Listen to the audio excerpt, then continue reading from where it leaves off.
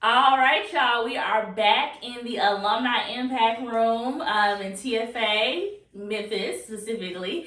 And I'm so excited to get this new guest on our Alumni on Air. He's looking all handsome and dapper today.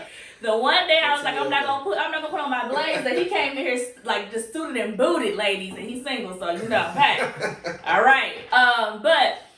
No, I can joke with him because I coached this young man. I have been a part of his life since he got here, and I'm so excited about everything that he's doing and everything that he is because he's amazing, amazing, amazing person. And somebody I'm really happy that's come to Memphis. And so before we jump in, you're wondering who I am. I'm Jamisha Hayes. I'm the managing director of Teach for America Memphis. Specifically, I manage the alumni team and our summer training team. And I could not do this without James Larkin. He's our director of communications and alumni, and he's behind the scenes. Thank you, James, for all that you do, because if it was not for you, this would not be organized or get out. So thank you. And this is our 7th edition of Alumni on Air. And so you might be like, what is that? Alumni on Air is we get amazing alums like this man right here. They come into the Alumni Impact Room, which is in the Teach for America Memphis office, and they share their stories of how they're living out their version of one day and how they're keeping us all motivated to do the work, which is educational equity. So I know y'all excited. I know y'all want to know who this man is. So let's jump into it. What is your name? My name is Marvin Frank Thomas Jr. Ooh! I have, as many people like to joke, 3 first names. You do have 3 first names. So tell me, is there a story behind these 3 first names? Yes, so I was named after my father, who was named after an uncle named Marvin. The Frank in my middle name comes from my father's grandmother. Her husband's name was Frank. Wow. And according to my father, my mother felt inclined to name me after my dad. So, it wasn't really him that was like, yeah, I need a junior. It was really my mom that felt that legacy and especially with a name was important. I love that. And I'm a junior too. So that's really? Great. Okay. Now, I will say, Marvin, I asked my dad, Marvin means friend of the sea. Which is interesting because I'm a Pisces. I was a Pisces. Look, I'm not really a Pisces, y'all. I do not know that. Oh, wow. But you know what? I can see that. But you know what? You always give the good vibrations, the good waves. You're able to move and shake in different places. That makes so much sense. You are a friend of the sea. No matter what sea you're in, you are a friend. Thank you. That's amazing. Definitely called my dad before this and got that spirit, so he put me on game. Shout out, Dad. Thank you, Dad, for that. Thank you. I love that. So, all right, so you are now, you joined the Corps. Take us back. Yes. What Corps year were you? 2016. 2016. Yes. So let's go back right before you started to apply for Teach for America. Yes. Where were you? Where are you from? What's happening? Yes, so I didn't know what was happening after college graduation. Okay. It is November 2015, and I learned about an organization called the Congressional Black Caucus Foundation. Okay. From there, I applied to become an emerging leader intern, and I was extremely interested in policy. I was considering law school at the time, and so I was blessed to have the opportunity to serve as an emerging leader intern in a representative's office in DC from January 2016 to April or maybe May of 2016.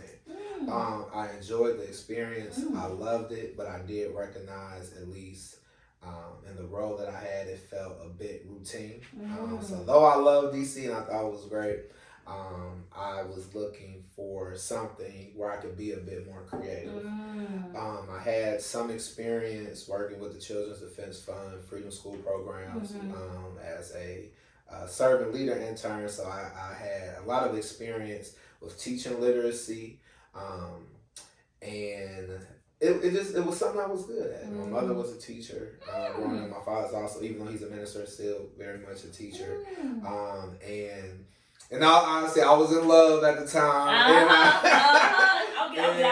And I had a, I had a relationship that was here. I was managing long distance, but I wanted to be more of service. Yeah. And so I learned about Teach for America, and I believe at the time they definitely had an initiative where they were trying to recruit more black male teachers. Yep. And so I was a part of that wave in 2016. Wow. And so where'd you go to college? Lane College in Jackson, Tennessee. Class of 2015. Look at that representation. Yeah. Now tell me about Lane a little bit for those that don't know. Yes, Lane College is a HBCU, Historically Black College University in Jackson, Tennessee, where the motto is Esse non videre, which means to be, not to sing. Mm-hmm. I believe founded in 1882. Mm-hmm. President Logan Hampton is now the president.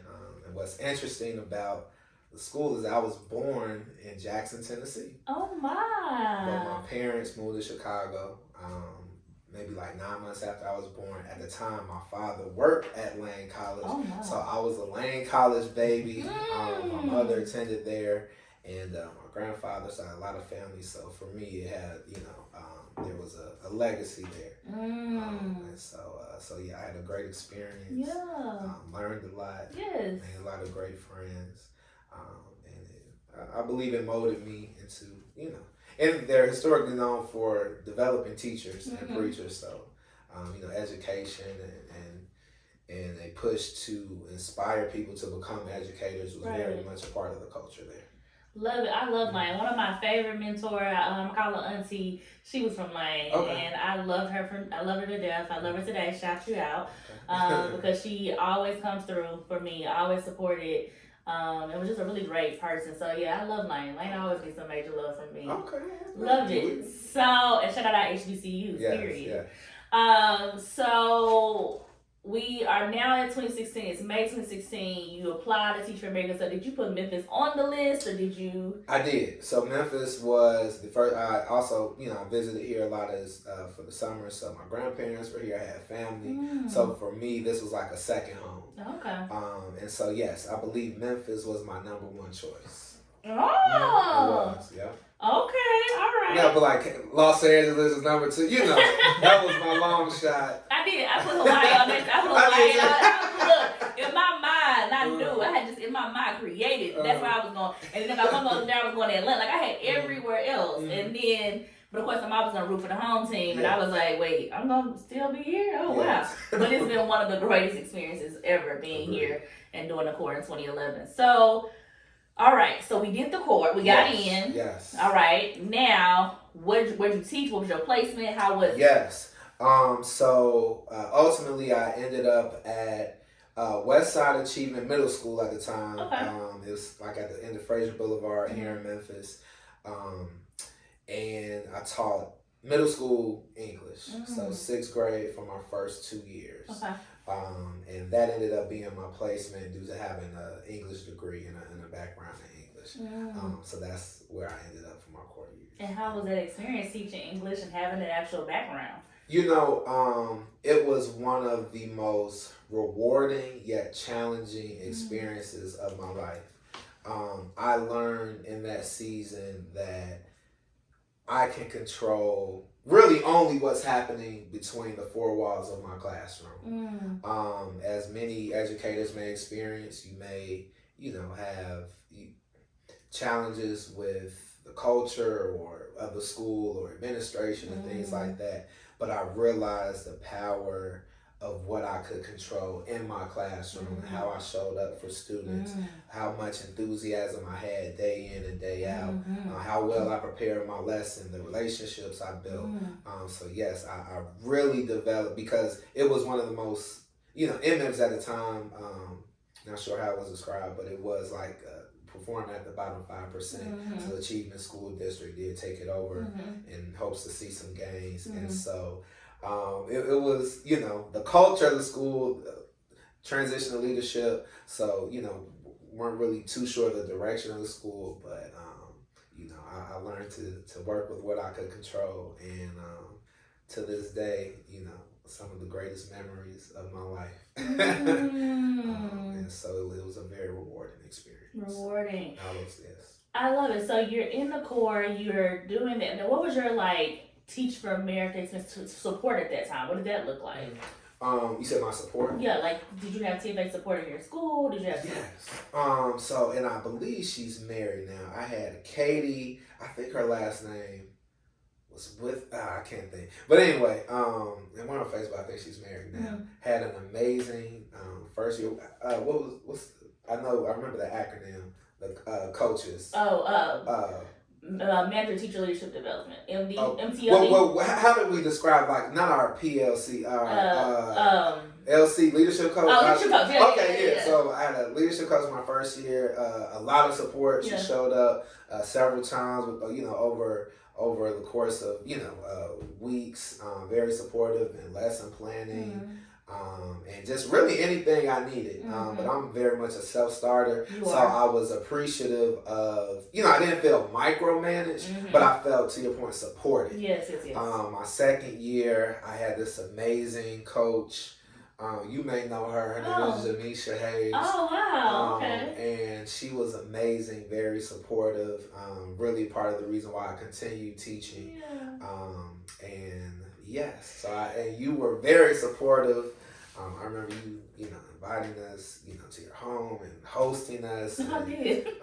Having just very comforting conversations. But I love that I was held accountable. But there were also, I felt heard. And I think that's so important for us to pull back for people who don't, get in TFA, because you did have an English background. You knew the content, but at the same time, you still was able to get the tailored support first year and second year that you needed. Yes. And I think that's something that people don't realize is that, whether you come with the content knowledge or not, TFA Memphis specifically can tailor our support to ensure that you succeed and you thrive no matter where you are. We're going to make sure you get past the finish line. I agree. Yeah. I remember getting ready for the praxis, and even after Summit, we would host these study sessions. And so everyone, and one thing I love, I want to mention what I loved about Summit, arriving the first day. Every Teach for America Memphis staff member knew who you were before you knew them. And I think that's what sold me on the idea that this is the place to be. I don't know if you all have, everybody's pictures just posted and play a memory game. But yes. So you felt seen too. I did, yes. And I love that. And I do think that's very important that we feel seen.